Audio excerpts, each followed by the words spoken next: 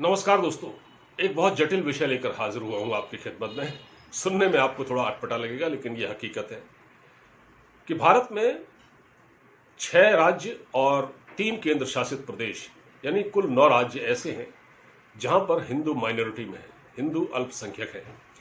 अब इनको अल्पसंख्यकों का दर्जा देने की मांग तेज हो रही है। किनको? हिंदुओं को, इन राज्यों में।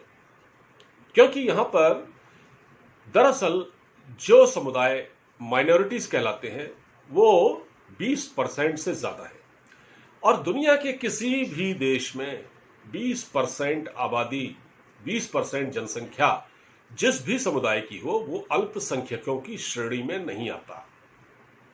लेकिन भारत में ऐसा होता है। भारत में जो बहुसंख्यक लोग हैं 20% के हिसाब से, यानी जो अल्पसंख्यक नहीं रह गए हैं, वो अल्पसंख्यकों को मिलने वाली सारी सुविधाओं का लाभ उठा रहे हैं।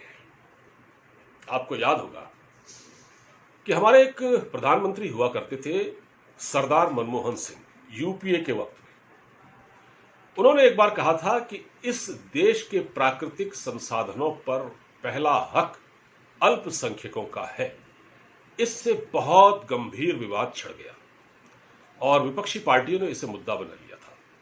जब उन्होंने ये कहा तो उनकी बड़ी आलोचना हुई, और तभी से इस तरह की बातें सोचे जाने लगी कि ऐसा कैसे हो सकता है। खैर, हमारे संविधान के मुताबिक 5 जातियां, जिसमें मुस्लिम, सिख, बौद्ध, पारसी और ईसाई हैं, अब तो ज्यूस भी इसमें शामिल है, इनको अल्पसंख्यकों का दर्जा दिया गया है।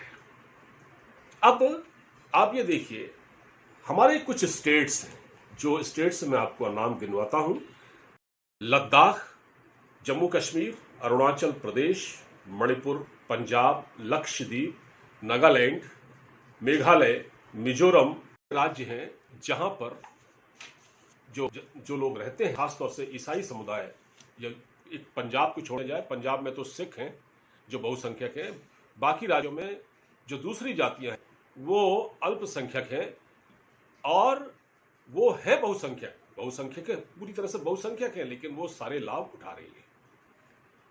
तो हिंदू जो वहां पर है, जो थोड़ा बहुत मामूली संख्या में हिंदू रह गया है, वो उसका कोई सुध लेने वाला नहीं है। उससे सरकारी नौकरी में फायदा नहीं मिलता, उसको यूनिवर्सिटी में आसानी से एडमिशन नहीं मिलता, उसको सरकारी नौकरी में दिक्कत आती है। तो अब अश्विनी उपाध्याय जो कि सुप्रीम कोर्ट के एक वकील हैं, उन्होंने एक पीआईएल लगाई सुप्रीम कोर्ट में। ऐसा क्यों है, इस पर कुछ किया जाए। तो केंद्र सरकार ने सुप्रीम कोर्ट से कहा कि कृपया आप राज्य सरकारों को यह आदेश दें, वो अपने वहां से हमको एक स्टेटस रिपोर्ट दें कि उनके वहां अल्पसंख्यकों की स्थिति क्या है। तो केंद्र ने एक तरह से गेंद सुप्रीम कोर्ट के पाले में डाल दी है। अब ये बात चल रही है, सुप्रीम कोर्ट क्या करता है आगे, इस पर देखा जाएगा। राज्यों से कहा गया है कि वो स्टेटस रिपोर्ट दें। दरअसल ये जो असमानता है ये बहुत गहरी है, और ये बरसों से चल रहा है। इस पर कभी सोचा नहीं गया, लेकिन अब जाके इस पर सोचा जा रहा है। आप सोचिए कि 1971 में अरुणाचल प्रदेश में क्रिश्चियन 1% भी नहीं थे, लेकिन आज वहां सिर्फ क्रिश्चियन आबादी है, और वो बहुसंख्यक है। लेकिन वो अल्पसंख्यकों का जो मिलने वाली योजनाएं हैं, अल्पसंख्यकों के लिए शुरू की गई योजनाएं हैं, उनका सारा लाभ वो लेते हैं। ऐसे मेघालय में है, ऐसे मिजोरम में है, ऐसे ही नागालैंड में है। तो क्यों ना इस पर सोचा जाए।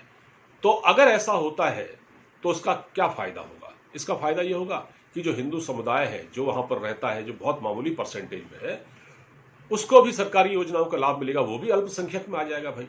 वो तो वाकई डिजर्व कर रहा है, अल्पसंख्यक में आ जाएगा। वो तो हर तरह से मारा जा रहा है ना इसको इधर से फायदा मिल रहा है, ना उधर से फायदा मिल रहा है।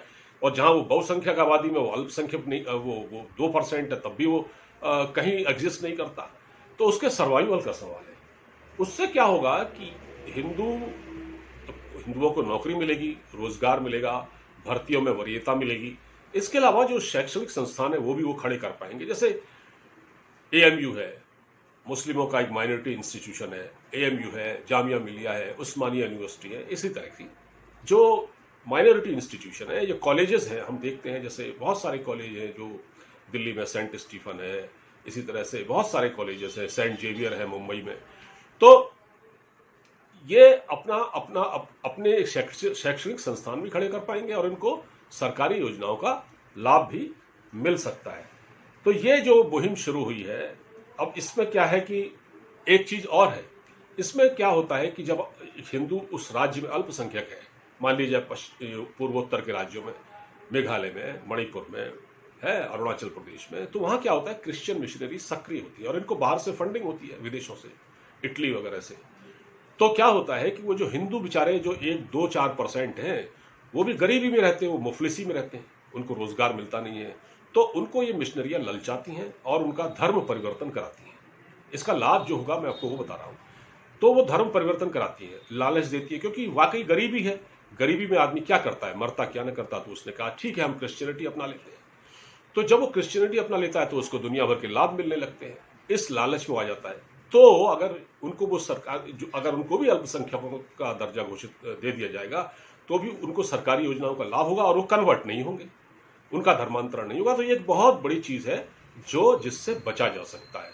तो सुप्रीम कोर्ट के वकील अश्विनी उपाध्याय ने ये मुहिम शुरू की है। दुनिया के किसी भी देश में 20% आबादी जो भी हो, चाहे मुस्लिम हो, हिंदू, बाकी जो हो, वो कभी अल्पसंख्यक नहीं हो सकती। पंजाब में सिख बहुसंख्यक हैं, बाकी जातियां कम है। इसी तरह बाकी धर्म समुदाय जो भी है वो है। तो इस पर बात लगातार चल रही है और ये इनिशिएटिव लिया गया है, इस पर काम चल रहा है। लेकिन अभी क्या है, गेंद क्योंकि सुप्रीम कोर्ट के पाले में है, तो उसने अभी राज्य सरकारों से स्टेटस रिपोर्ट मांगी। देखते हैं आगे क्या होता है, मगर ये शुरुआत बहुत अच्छी है। आप इसको किस तरह से देखते हैं हमें जरूर लिखिएगा, अपना फीडबैक दीजिएगा, अपने कमेंट्स दीजिएगा और हमारे चैनल को सब्सक्राइब कीजिएगा और इस वीडियो को बहुत से दोस्तों में शेयर कीजिएगा। नमस्कार।